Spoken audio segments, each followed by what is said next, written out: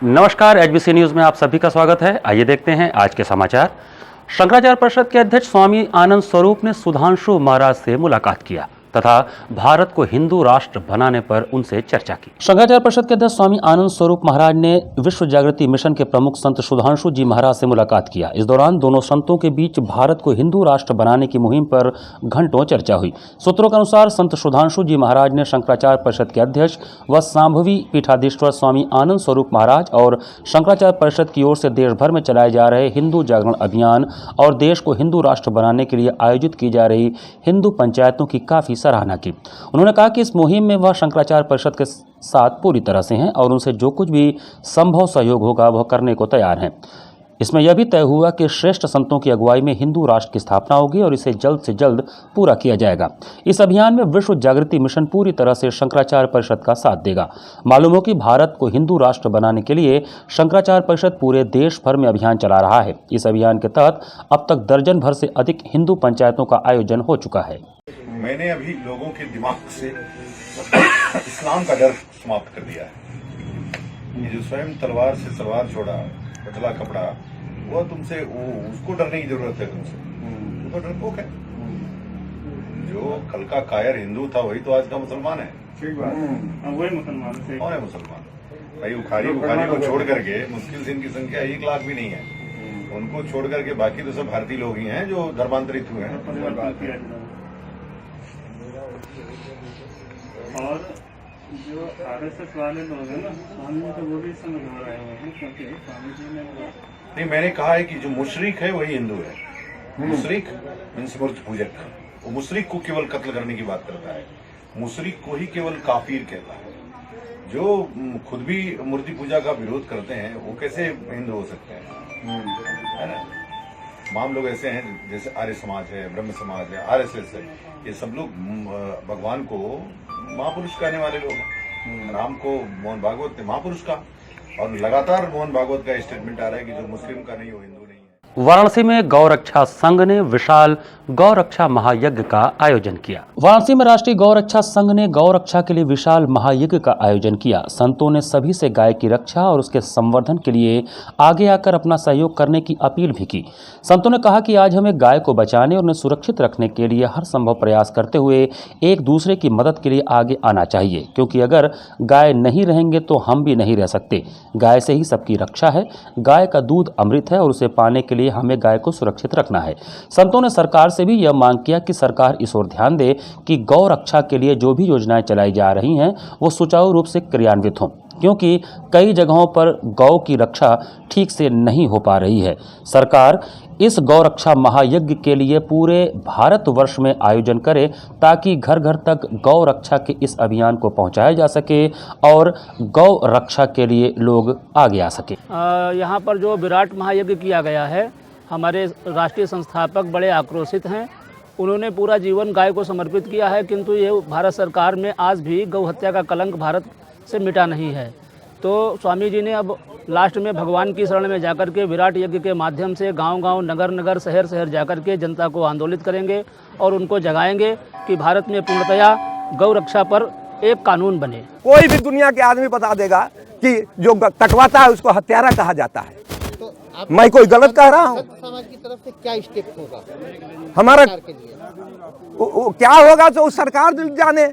हमारा तो केवल प्रार्थना करना है। 24 बार मैं अपने जीवन काल में भारत सरकार को, केंद्रीय सरकार को ज्ञापन दिया हूँ, याचिका 2-3 दिया हूँ, समझे कि नहीं। 1974 का रजिस्टर्ड संस्था है राष्ट्रीय गोरक्षा संघ, जिसका मैं संस्थापक हूँ, समझे कि नहीं। तो राष्ट्रीय गौरक्षा संघ आज यहाँ यज्ञ का आयोजन किया। ये तो मैं बहुत दुखी हो करके मैं अपना शरीर छोड़ने जा रहा था 2 बरस पहले कुंभ में, समझे न, जिसमें हमारा एक व्यक्ति जो है सो उसको दया या क्या भाव आया और उसको पता चला तो हमारे पास आ गया। अब पूछ अब फिर उसने हमको अपना जीवन दान दिया, समझे कि नहीं। कहे कि हम आपको अपना जीवन दान देते हैं, लेकिन आप इस शरीर मत छोड़ो। संत समाज के लिए आप क्या आह्वान करते हैं? संत समाज जो है अगर हिंदू धर्म को बचाना चाहता है, अगर गोहत्या बंद कराना चाहता है, तो इस विराट महायज्ञ को पूरा देश फैलावे। अब पूरा देश में आर्थ पुकार गोहत्या बंदी के लिए, सनातन धर्म की रक्षा के लिए जो आर्थ पुकार, ये विराट महायज्ञ एक आर्थ पुकार अभियान है, समझे कि नहीं। इसको पूरा देश व्यापी बना, जैसे राम जन्मभूमि के लिए बनाया उससे ज्यादा इसको बनावे, क्योंकि भगवान राम गौ भक्त थे, गो हत्यारा नहीं थे। और वो भगवान के जो भक्त बनते हैं ये लोग, भगवान राम के उनके मंदिर में सुनिए, गाय के दूध घी दही के सिवाय दूसरा चीज भोग नहीं लगना चाहिए, भैंस का नहीं लगना चाहिए, बकरी का नहीं लगना चाहिए, समझे कि नहीं। ये केवल गाय, वो भी गाय कौन, ये जानवर को नहीं। आज भारत सरकार गोवंश को खत्म करने के लिए कत्लखाना में तो काटिए रहा है, साथ साथ इसका नस्ल को बदल करके जानवर बना रहा है सभी। तो आखिर में इसके लिए आप क्या मुहिम चलाएंगे कि ये रुक सके? भाई इसका एकमात्र उपाय है, और नहीं, विराट महायज्ञ है, आर्थ पुकार करेंगे, एक और हम आर्थ पुकार करेंगे और लोग काटो करके हम वोट देंगे। अरे ये तो आजाद भारत में भारत के नागरिक, गोभक्त नागरिक को ये वोट देने का अधिकार है। वो गोहत्यारों को अगर वोट दोगे तो गोहत्या होते रहेगी, चाहे तो तुमको भाजपा पे जो, हाँ ये प्रश्न अच्छा है, वोट जो है उसको देंगे जो हमारे विराट महायज्ञ के जग मंडप में आकर अग्नि कुंड के सामने हाथ जोड़ करके प्रतिज्ञा करेगा कि हम जब जीतेंगे तो हम भारत में गोहत्या बंदी केंद्रीय कानून बनाएंगे, और अगर नहीं बना पाऊंगा 3 महीना के अंदर तो मैं इस सांसद पद से इस्तीफा दे दूंगा। मंदी की मार झेल रहे बनारस टूरिस्ट ट्रांसपोर्ट एसोसिएशन के प्रवक्ता ने सरकार के पर्यटन और स्टाम्प मंत्री को बताया मुर्दा। कहा कि जल्द नहीं सुधरे हालात तो काशी आगमन पर मुख्यमंत्री का करेंगे घेराव। बनारस टूरिस्ट ट्रांसपोर्ट एसोसिएशन के तत्वावधान में बुधवार को कैंटोनमेंट स्थित एक होटल में बैठक का आयोजन किया गया। आयोजित बैठक में वैश्विक महामारी कोरोना काल से ही अभी तक मंदी की मार झेल रहे ट्रांसपोर्ट एसोसिएशन को किस तरह से आगे बढ़ाया जाए, इस पर विस्तार से चर्चा हुई तथा सरकार से किस तरह से मदद प्राप्त की जाए, इस पर भी लोगों ने अपनी राय रखी। वहीं बातचीत के दौरान बनारस टूरिस्ट ट्रांसपोर्ट एसोसिएशन के प्रवक्ता शशि प्रताप सिंह ने बताया कि काशी नगरी में मूल रोजगार के रूप में केवल पर्यटन है। पर्यटन से बड़ा कोई रोजगार यहाँ नहीं है, इससे सबकी रोजी रोटी चलती है। हम लोगों की मांग है सरकार से कि हमारे ऊपर जो टैक्स लगे उस टैक्स को 50% कम कर दिया जाए। साथ ही ट्रांसपोर्ट एसोसिएशन से जुड़े लोगों को 0% पर बैंक लोन दिया जाए, क्योंकि वर्तमान समय में बैंक हम मोटर मालिकों को लोन नहीं दे रहा है। विश्व का सबसे बड़ा पर्यटक स्थल है और भारत में सबसे बड़ा पर्यटक स्थल बनारस, काशी बाबा विश्वनाथ और माँ गंगा हैं। यहाँ पर जितने पर्यटक आते हैं उतना भारत के किसी कोने में नहीं जाते हैं, और पर्यटक की स्थिति सबसे ज़्यादा चरमराई हुई है बनारस में। तो हम लोग बनारस के ट्रांसपोर्ट यूनियन के लोग हैं, हम लोग प्रधानमंत्री और मुख्यमंत्री जी से कहना चाहते हैं कि जो हमारे बस मालिक हैं उन लोगों के ऊपर जो 1 साल से आफत आया हुआ है, क्योंकि गाड़ियाँ खरी जंग खा रही हैं, उन लोगों को कम से कम सब्सिडी के तौर पर कुछ सरकार अपने तरफ से दे, कुछ नहीं तो कम से कम जो टैक्स लग रहा है वो टैक्स को 50% माफ़ कर दे, तो भी हम लोग गुजारा अपना चला लेंगे। और अभी बैंक से लोन बहुत ही फरात मिल रहे हैं, लेकिन हम मोटर मालिकों को बैंक से लोन नहीं मिल रहा है। जब हमारे मोटर मालिक बैंक में जाते हैं तो बैंक वाला कहता है कि गाड़ी चल रही है तो हम लोन नहीं देंगे आपको, तो सरकार हम लोग को 0 ब्याज पर लोन दे। ताकि वह एक सवाल का जवाब देते हुए बनारस टूरिस्ट ट्रांसपोर्ट एसोसिएशन के प्रवक्ता शशि प्रताप सिंह ने सीएम और पीएम पर भी सीधा आरोप लगाते हुए कहा कि सरकार बजट तो बहुत बना रही है, लेकिन उसका 1 रुपया भी हम पर्यटन से जुड़े लोगों के पास नहीं आ रहा है। उन्होंने कहा कि काशी में ही 3 मंत्री हैं, जिसमें से पर्यटन मंत्री हैं, जिन्हें हम पर्यटन से जुड़े लोगों की समस्याएं नहीं दिखती, और स्टाफ मंत्री, उन्हें भी हमारी समस्या नहीं दिखती। इसलिए प्रदेश के पर्यटन मंत्री को उन्होंने मुर्दा मंत्री कहते हुए संबोधित किया और साथ ही कहा कि यहाँ जितने भी मंत्री हैं सब मुर्दा हो गए हैं। इसके साथ ही उन्होंने कहा कि जरूरत पड़ी तो हम लखनऊ जाकर भी घेराव करेंगे, और यदि मुख्यमंत्री काशी आते हैं तो हम उनका घेराव करेंगे और उनको बताएंगे कि हमारी यह समस्याएं इतने दिनों से हैं। सरकार से हम लोगों ने बात करने की कोशिश की है, परिवहन विभाग के माध्यम से परिवहन आयुक्त तक और परिवहन मंत्री तक बात पहुंचाई है, लेकिन अब हम कुछ बोलेंगे तो लगेगा कि राजनीतिक भाषा बोल रहे हैं। ये जितनी योजना लेके आए हैं सारी जिस योजना में भ्रष्टाचार हो सकता है उसी योजना को धरती पर ले आ रहे हैं, बाकी योजनाओं को धरती पर नहीं ला रहे। प्रदर्शन भी करने का मन बना रहा है। कई बार प्रदर्शन हम लोग कर चुके हैं, आरटीओ घेर चुके हैं, शास्त्री घाट पर जा चुके हैं, पीएमओ ऑफिस जा चुके हैं हम लोग। अब क्या रास्ता बचता है? अब यही एक रास्ता बचता है कि हम लोग लखनऊ घेरने की तैयारी कर रहे हैं, या मुख्यमंत्री जी जिन बनारस आ जाएंगे, चाहे लाठी बरसेगा चाहे कुछ भी बरसेगा, मुख्यमंत्री को हम लोग घेरेंगे और उनको बताएंगे कि आप 1 लाख करोड़ और कभी 20,000 करोड़ का आप लोग दिल्ली से घोषणा कर रहे हैं, वो पैसा जा कहाँ रहा है? पर्यटन पर क्यों नहीं खर्चा हो रहा है? जबकि जितना पैसा आज केंद्र सरकार पर जमा सारे पर्यटनों के से ही जमा, पर्यटकों से ही जमा है, विदेशी पैसा। आप बस मालिक को नहीं मिल रहा था? 1 रुपया नहीं मिला है। ये छोटा सा पैसा कहाँ कहाँ लगा के सब खा जा रहे हैं सब। हम लोग कहाँ मिला अभी तक को पैसा? सारे बस मालिक बेच के बस अब भाग रहे हैं यहाँ से। काफी आक्रोशित आक्रोशित नहीं होंगे, 1 साल से भूखे मर रहा परिवार हमारा। हमारे साथ जुड़े बस के कंडक्टर हैं, ड्राइवर हैं, उससे जुड़े। आप जाके देखिए सारनाथ में जो बेचारा एक मूर्ति बेचकर पर्यटक के ऊपर अपना जीविका चलाता तो भूखे मर रहा हो, रोजगार नहीं मिल रहा उसको। मजदूरी करने के दली भैया आता है सुबह और शाम तक बैठे बैठे चला जाता हो। ये सरकार क्या कर रही है? 20,000 करोड़ माननीय प्रधानमंत्री संसदीय क्षेत्र है, आप लोग को नहीं मिल रहा तो अरे प्रधानमंत्री जी जितना घोषणा किया पूरा जोड़ लेंगे ना तो कम से कम हमको लगता है कि 20 सिनेमा हॉल में नोट भर दिया जाए, उससे भी ज्यादा हो जाएगा, लेकिन दिखाई कहीं नहीं दे रहा है। हमारा पर्यटन से जुड़ा काशी, कहाँ किसी भी ट्रांसपोर्टर को या टूरिस्ट लाइन के काम करने वाला जो लोग या होटल मालिक हैं, सारे होटल के मालिक स्टाफ को भगा दिए, कहाँ जाएगा? तो क्या सीधा आरोप प्रधानमंत्री मोदी और योगी पे है? जी सीधा आरोप है। हम लोग की बात क्यों नहीं सुन रहे हैं इन लोग? हम लोग के थ्रू, हम लोग के माध्यम से होटल व्यवसाय, ट्रांसपोर्ट व्यवसाय, उससे जुड़े हुए लाखों लोग हैं। अगर वही पर्यटन विभाग ही नहीं रहेगा, पर्यटक ही नहीं आएंगे तो कहाँ से कह रहे हैं कि हम सबसे बड़ा दुनिया का डॉलर जमा करने वाला देश बनने जा रहे हैं? करोड़ों रुपया जो ये पर्यटन के नाम पे जो पास हुआ बजट वो कहाँ गया? फिर आखिर कैसे हो पाएगा? जाकर आप देख लीजिए बनारस में, मैं बता रहा हूँ बनारस में जो पर्यटन के नाम पर पैसा आ रहा है वो पैसा जाके देख लीजिए। कहीं ताल तलैया बन रहा है, कहीं झुमरी तलैया बन रहा है, तो कहीं कुछ बन रहा है। सरकार कहती है देश बदल रहा है, तो हम भी तो कह रहे हैं देश बदल रहा है। देश भुखमरी की ओर जा रहा है तो बदल नहीं रहा है। चलो ठीक। तब लोकल स्तर पे ये कैसे ट्रांसपोर्ट लोग बता रहे हैं? कैसे उभार पाएंगे लोग? देखिए लोकल स्तर पर 3 मंत्री हैं यहाँ पर। नीलकंठ तिवारी जी भी मंत्री हैं, एक तो ना शायद पर्यटन मंत्री हैं। उनके शहर में का पर्यटन हो रहा है तो समझिए मुर्दा मंत्री हैं, क्लियर कट है।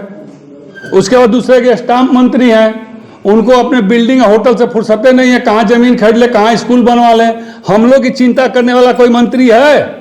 मैं इसलिए बोल रहा हूँ, क्रोध में बोल रहा हूँ कि मेरी आवाज मुख्यमंत्री और प्रधानमंत्री तक जाए, क्योंकि बनारस में जो मंत्री सब मुर्दा हो गए हैं। हम लोग के बारे में कभी चिंता ही नहीं की वो लोग नहीं किया। अगर किया होता तो आज हम लोग मीटिंग न करते और हम लोग गाड़ी घोड़ा रोड पर चलती रहती। ठीक है। सरकार को नहीं दिखाई दे रहा है? हजारों बस चारों तरफ खड़ी हैं, सड़ रही हैं सब। अकेले मंत्री हो जाने से होगा? मैं तो सीधे यहाँ पर नीलकंठ तिवारी जो मंत्री है उनसे कहना चाह रहा हूँ कि कौने बात क्या पर्यटन मंत्री है? पर्यटन का मतलब भी आपको आता है? आता तो हम लोग से मिलते नहीं, पूछते नहीं हम लोग का दुख क्या है। आप लोग मिलने की कोशिश किया उनसे? अरे 50 बार मिलने की कोशिश किया गया है, तो मिले कि नहीं? ये सब फोने नहीं उठाते हैं, जाने पर 4 घंटा बाहर बैठाते हैं, कहते हैं बोल दो कल आए परसों आए। ये कोई मंत्री है सब? वहीं जब एसोसिएशन के अध्यक्ष राकेश सिंह से बात की गई तो उन्होंने भी नई ऊर्जा के साथ कार्य करने की बात करते हुए टूरिस्ट ट्रांसपोर्ट एसोसिएशन की समस्याओं के बारे में जानकारी दिया। आज का हम लोगों का उद्देश्य था कि कोविड-19 को लेकर के हम लोगों का मीटिंग से लेकर के सारा काम 1 साल से बंद चल रहा है। अब हम लोग आज पहली बार नए साल में 2021 में नए उमंग के साथ अपने साथियों के साथ आज हम लोग प्रवेश किए हैं और इसमें हम लोग सोच करके ये आए हैं कि हमारे जितने पर्यटक हैं उनको कम से कम कैसे रेट दिया जाए, क्योंकि वो हमारे यहाँ काशी में आवे और हम लोगों का बिजनेस स्टार्ट हो। क्योंकि 1 साल से हम लोगों के गाड़ियों की, बसों की, छोटी गाड़ी बड़ी गाड़ी सबकी चक्का एकदम जाम पड़ी हुई है। और इसके साथ साथ हम लोग ये भी सरकार से अभी मांग कर रहे हैं और करेंगे कि आने वाले समय में हम लोगों के पास कोई भी बजट नहीं है, कोई पैसा नहीं है। जैसे सरकार किसानों के लिए बराबर कुछ न कुछ दे रहा है, तो हम लोगों को भी 0 पॉइंट पे हम लोगों को कम से कम पैसे में पैसा दे, जिससे हम लोग गाड़ी का मरम्मत करा करके और उनको हम सुचारू ढंग से चलाएं, पर्यटकों को अच्छा से अच्छा सफर दे सकें। बैठक में एसोसिएशन के अन्य पदाधिकारी भी मौजूद रहे। डीएवी के मैदान में हाईवे सर्विस स्टेशन द्वारा प्रायोजित स्वर्गीय मुर्शिदा बेगम स्मृति क्रिकेट प्रतियोगिता का शुभारंभ हुआ। बुधवार को डीएवी के मैदान में पूर्वांचल क्रिकेट क्लब द्वारा आयोजित एवं हाईवे सर्विस स्टेशन द्वारा प्रायोजित स्वर्गीय मुर्शिदा बेगम स्मृति क्रिकेट प्रतियोगिता का आयोजन हुआ। इसके मुख्य अतिथि श्री अरशद हुसैन ने इस प्रतियोगिता का शुभारंभ किया। दोनों टीमों से उन्होंने परिचय प्राप्त किया। आरंभ में मुख्य अतिथि का स्वागत माल्यार्पण करके किया गया, जिसमें आकाश मिश्रा, अमजद हुसैन, अजय मिश्रा, श्री रामलाल यादव इत्यादि ने मुख्य अतिथि को माल्यार्पण किया। धन्यवाद ज्ञापन अजय मिश्रा ने किया। यह टूर्नामेंट 2020 क्रिकेट प्रतियोगिता है, जो कि बालिकाओं और अंडर 14 के बालकों हेतु है। यह टूर्नामेंट लीग कम नॉकआउट आधार पर आयोजित है। बुधवार के उद्घाटन मैच में जेपी अकादमी ने पूर्वांचल क्रिकेट क्लब को 100 रनों से हराया। बृहस्पतिवार का मैच जेपी अकादमी बनाम कबीर क्लब के बीच होगा। हम लोगों का आशीर्वाद तुम लोगों के ऊपर तो हमेशा रहेगा। हम लोग अभी उभरते हुए और नई उम्र के लौटे हैं, तो एक बात को हमेशा ये ध्यान रखना कि अनुशासन का जीवन में बड़ा महत्व है। तो इस अनुशासन को बनाए रखना। ये गर्ल्स में खेलती है। पूरा नाम बताओ। तेज बोली बेटा, अपना नाम बताइए। आप लोग क्लैपिंग करते हैं। नाम बताओ, नाम बताओ।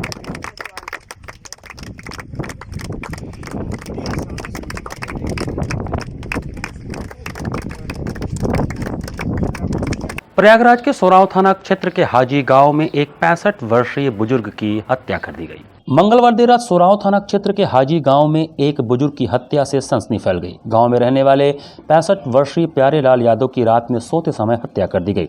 परिजनों और ग्रामीणों की हत्या की जानकारी सुबह हुई। लोगों के मुताबिक फावड़े और सरिया से सिर पर प्रहार करके उनकी हत्या की गई है। बुजुर्ग की हत्या की सूचना पर एसपी गंगापार धवल जायसवाल सोराव थाना पुलिस के साथ मौके पर पहुंचे। फिलहाल पुलिस ने शव कब्जे में लेकर विधिक कार्रवाई शुरू कर दी। एसपी गंगापार धवल जायसवाल के मुताबिक मृतक के शरीर पर चोट के निशान मौजूद हैं। पुलिस हत्या के कारणों का पता लगाने के लिए परिजनों और ग्रामीणों से पूछताछ कर रही है। एसपी गंगापार के मुताबिक पुलिस ने 3 संदिग्धों को भी पूछताछ के लिए हिरासत में लिया है। पुलिस गांव में पुरानी रंजिश और जमीनी विवाद सहित सभी एंगल से मामले की पड़ताल में जुटी हुई है। आज थाना सोराव क्षेत्र के अंतर्गत हाजीगंज नामक गांव में एक व्यक्ति प्यारेलाल यादव का शव बरामद हुआ है। शव पर कुछ चोट के निशान है। पुलिस द्वारा शव को कब्जे में लेकर आगे की विधिक कार्रवाई की जा रही है। इस प्रकरण में 3 संदिग्ध व्यक्तियों को पुलिस द्वारा हिरासत में लिया गया है और उनसे पूछताछ की जा रही है। इसी के साथ एचबीसी न्यूज का यह संस्करण में ही समाप्त करते हैं। मुझे दीजिए आज्ञा। नमस्कार।